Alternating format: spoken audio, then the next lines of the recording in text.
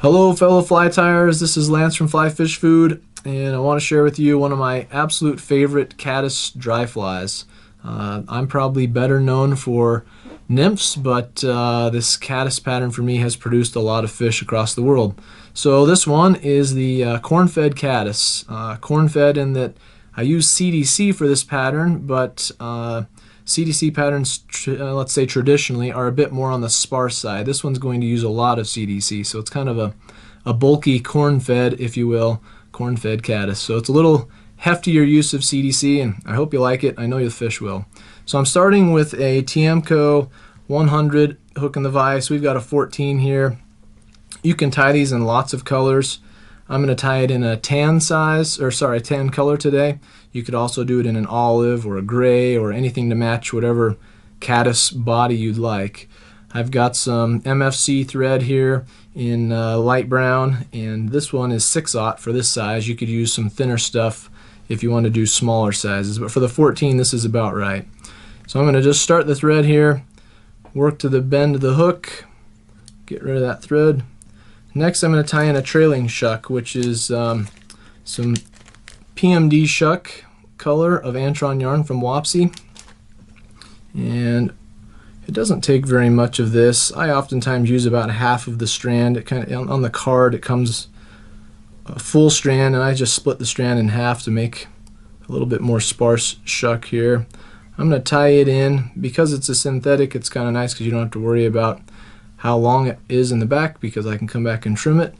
I'll wrap it forward about 2/3 of the hook shank, then I'll come back here and trim it to maybe 1/2 of the hook shank. Okay, now I'm going to make a thread wrap that's going to be some ribbing. So I took a loop of thread in my fingers, and I'm going to capture it with the thread and then cut one side of it off, it doesn't really matter which side, and tie back along the shank. This is going to be my ribbing. So rather than tying a separate material in, and you could do something like wire, but on dry flies I try not to do anything extra weighty if I don't have to. So then we're going to add the body. Again, you can tie this in lots of colors. This is super fine and tan. Again, you could do it in olive or gray olive or any color you like. So just some tan super fine. Super fine is great because it dubs really easy and it makes a very, very thin dubbing noodle. So it won't take very much of this. Like always, dubbing less is more. I'm going to dub it and then slide it down to the shank and then start covering my body. And you can build a little bit of a taper if you like, or you can just leave it nice and flat. I don't think that the fish care either way. The naturals will have a little bit of a taper to them. I didn't quite put enough on, so I'm adding a bit more here.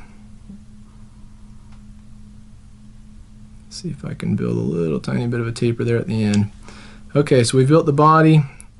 Then I'm just going to hang this on the bobbin cradle, catch it on the eye, and I'm going to wrap the thread now the opposite direction I wrap the dubbing. So it's counter wrapping it, it's adding durability, and it actually makes a little bit of a segmented look. You can see that wrap through there. Then I'll just capture it with the thread and get rid of the thread ribbing. Okay, next up is the Cdc. This is natural Cdc, just natural done. Again, you could vary the colors here, but natural done's what I do on almost all of mine. And I've got 4 feathers of Cdc here, and I'm going to use the natural tips.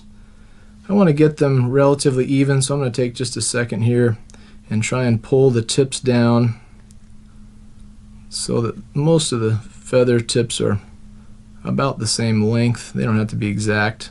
A caddis wing will be a little bit rough. Not going to be your super clean cut, but as close as possible. That's pretty good. Then I'm going to tie those in over the shank, and I want them to terminate just barely shy of the shuck. So a little bit beyond the dubbing, maybe halfway through the shuck. So I've got them measured there. Then I'll tie them on with the thread.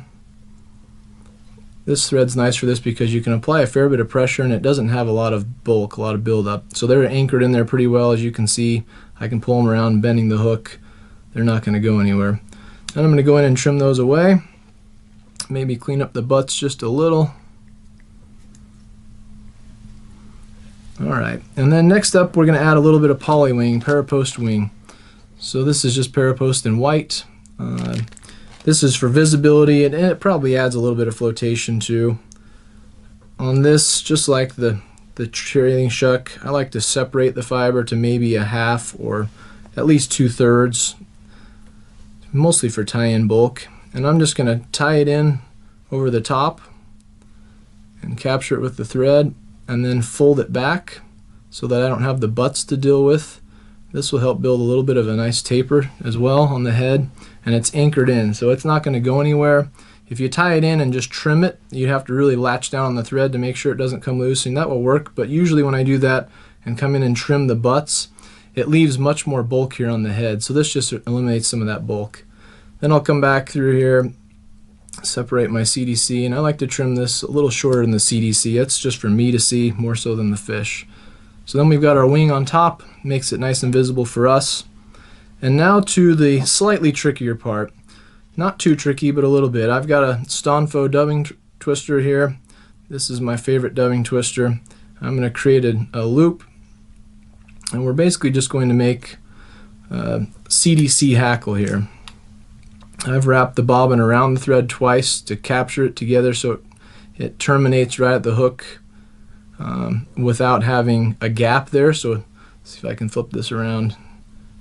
If I open it and get it untwisted anyway, see if you can make so you can see that. Yeah, it terminates right at the hook without a big gap there. Then once we've got this this dubbing twirler here, this, when I pull down on the two arms, when these arms get pulled together, when I pull down on the tool, it pulls the thread together like this, and when I let it go, it separates it.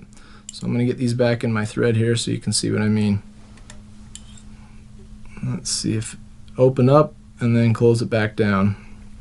So what I'm going to do next is use either a Stonfo clip or a Pedagine tool if you have one of those, and create a Cdc loop. So I've got a couple of large Cdc feathers here. They're side by side. I'm going to stroke the fibers down. Then I'm going to grab hold of them with a clip tool like that. I don't know if you can tell what's going on there. I've got the stem here and the tool next to it that's clear, so it's a little bit hard to see. I'm going to trim the fibers away from the stem, and it's going to leave me just the fibers sticking out of the tool. Can you see those right there? Then what I'm going to do is get inside the little triangle that's made by this dubbing loop, and because of the pressure, the tension that I can create with this Stonfo dubbing tool, I can stick the clip in here at the bottom where it's open, slide it up to the top, and then pull down on the dubbing tool so it pinches all that CDC in place, and then release the tool, and now I have all of those CDC fibers stuck in the thread. Now I can give them a spin and create a nice little rope and a little hackle, if you will, of CDC. If it gets a little unruly, you can usually get a little brush or a little comb, or I oftentimes even just use Velcro like this, just a little Velcro, and tease it out. And then it makes a nice little hackle of CDC. Next up, and really I should have done this a second ago, but we can still make it work. I'm going to add a little bit of dubbing to the thread just to make it so that this thread loop has something to stick to when I go to wrap it around. And then we can take this CDC dubbing and wrap it around the shank. This is going to get really buggy, but that's okay. You want this fly really buggy.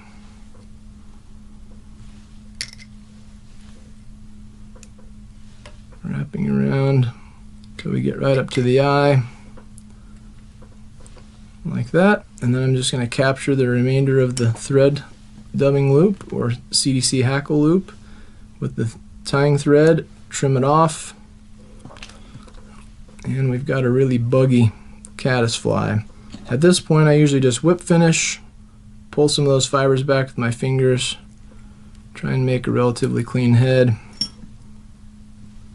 give it a pull on the thread, and we're done. We can go back if you want and you can really clean this up again with the Velcro or a dubbing brush, And if these really long fibers bother you, you can cut them off or trim them down. I oftentimes leave them in place.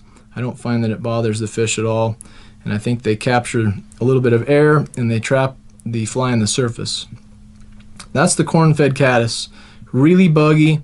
It will sit pretty low because the CDC is nice and soft. It's not as stiff as hackle, so it's a nice kind of emerging type pattern, although I fish it as a dry a lot and even skate it and twitch it. Give that one a try. I think you'll find that's really effective even for super selective trout.